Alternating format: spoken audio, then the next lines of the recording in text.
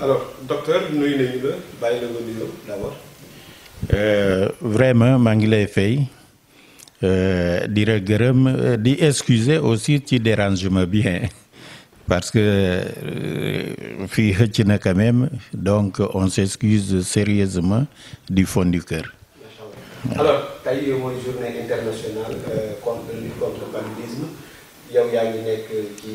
centre de santé secondaire bu Ross Béthio mais également nga coiffé lu bëri ci arrondissement bu Ndiaye boo ñu doon defal tey la situation globale ban évolution moo am ci lutte bi.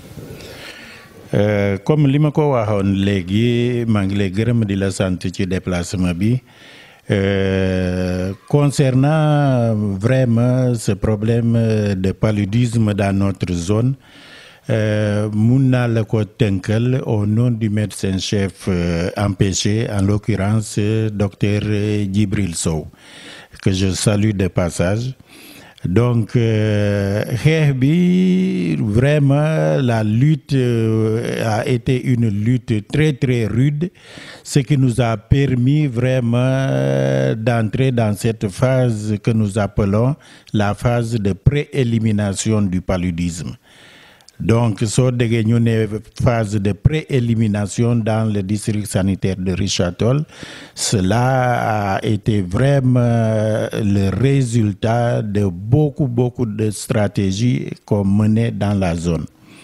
Et j'en veux pour preuve parmi ces stratégies à efficacité prouvée donc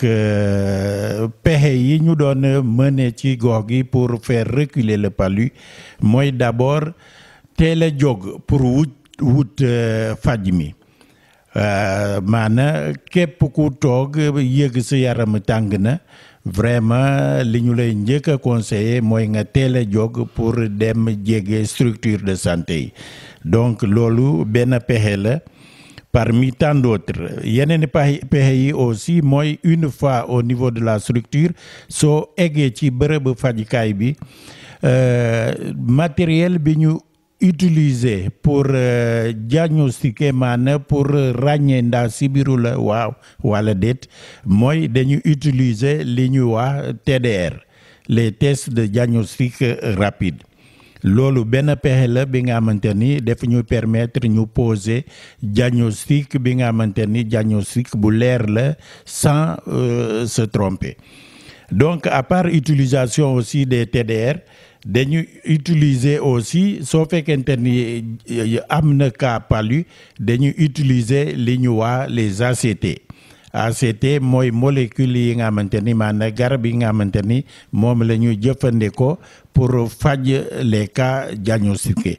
te mu nekk vraiment des ACT très très efficaces jusqu'à nos jours.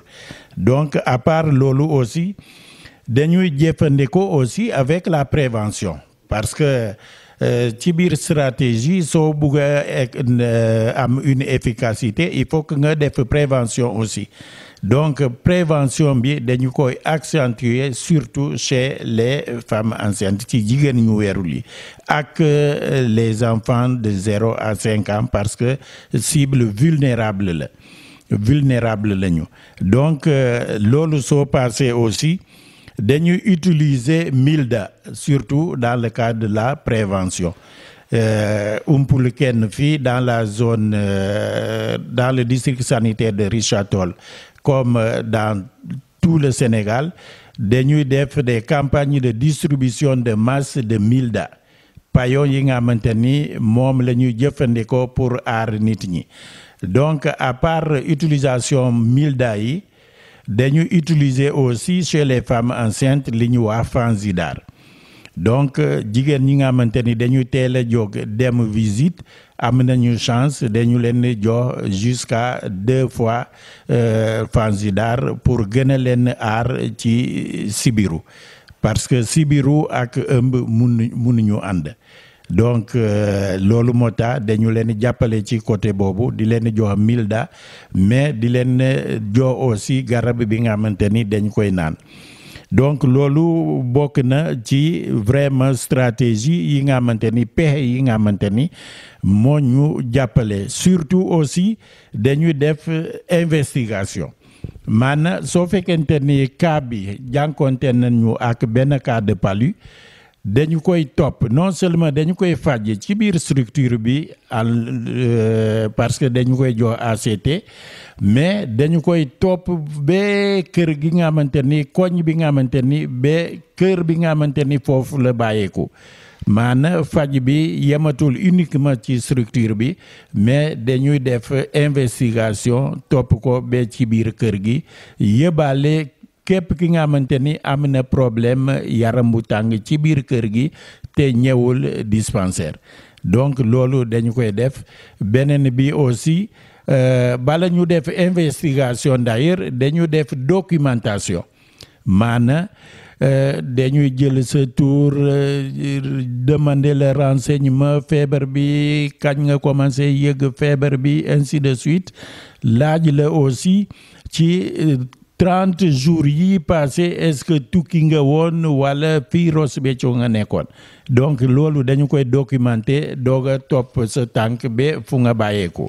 loolu vraiment dañu koy def mu bokk ci ay stratégies yi nga xamante ni ce sont les stratégies à efficacité prouvée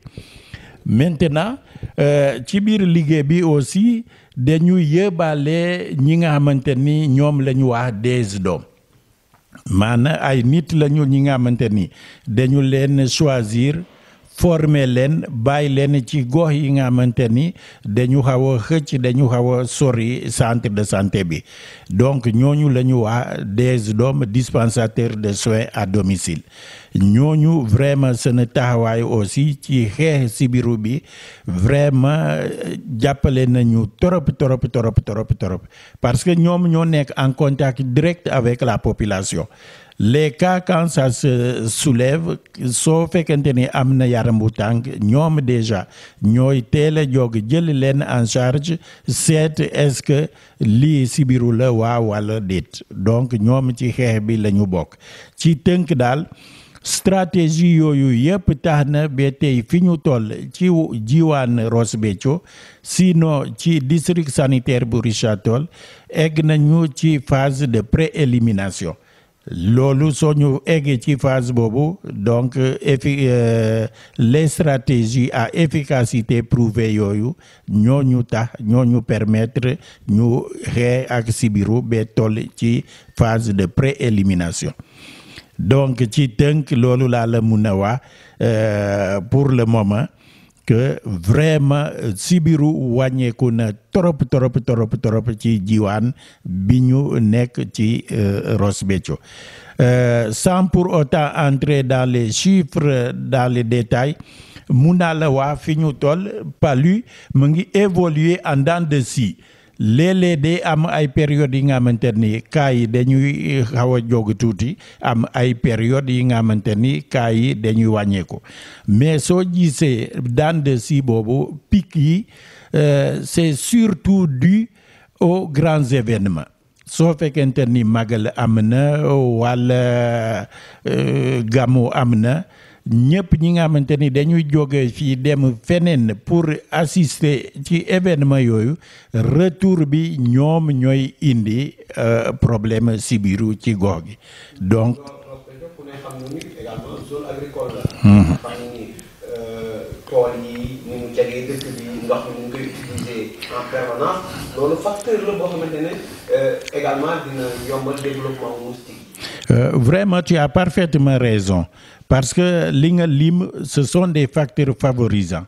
dañu yombal sibiru bi c'est-à-dire day yombal vraiment multiplication anophèle femelle bi nga xamante ni mooy indi sibiru donc tool yi ndox bi même environnement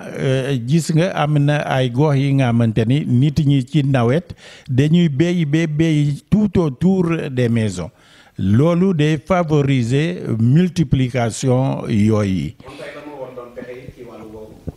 ci wàllu boobu ñun li ñuy préconiser mooy assainissement assainissement donc soo fekkente ni sa kër même garab yi autour de ta maison mun nga élaguer garab yi ci période nawet maanaam di dagg garab yi branche yi di wàññ wax ñu nga éliminer garab bi ci boppam parce que garab aussi am na utilité ci réew mi donc mais élaguer les feuilles pour diminuer feuilles yi baax na wala nga jël sa ileer vraiment nettoyer tout autour de ta maison pour mun a éloigner yooyu loolu dina ci baax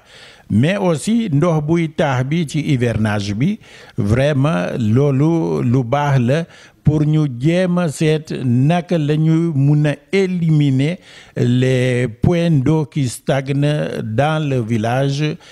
pendant l'hivernage loolu. Activité de lutte contre le paludisme lan mooy implication autorités municipales yi mais également aussi les autorités administratives. seen implication surtout autorités administratives yi ñi nga xamante ni je les salue et je les remercie déjà à cause de leur soutien parce que ñoom dañu ñu épauler dégg et bien vrai à juste titre d'ailleurs parce que ñoom ñoo toogal fii état bi donc politique de santé ñoom ñoo ñu soutenir en matière de ça loolu moo tax vraiment ñu ngi leen gërëm di leen sant ci soutien bi ñuy def parce que chaque fois qu'il y a des activités de masse de sensibilisation ñoom desuñu gannaaw même dans la recherche des moyens par rapport aux partenaires de la place ñoom dañuy impliquer sérieusement pour ñu jàppale di ñuy jàppale par rapport à la recherche des moyens par rapport à la recherche des finances les autorités les élus locaux aussi ñoom ñu ngi béy seen waar parce que sérieusement ñoom la santé c'est une compétence transférée. Bien vrai, parfois ils disent qu'ils n'ont pas de moyens, on a transféré la compétence, mais on n'a pas transféré les moyens. Mais ci côté boobu ñoom ñu ngi béy seen waar parce que il y a vraiment des moments yi nga xamante ni puisque nous avons un cadre de concertation avec eux, en l'occurrence le conseil de direction bi nga xamante ni organe la bu bokk ci vraiment gestion des structures de santé donc ci organe boobu le maire mooy patron bi donc on se concerte et vraiment def ñuy jàppale sérieusement par rapport à la santé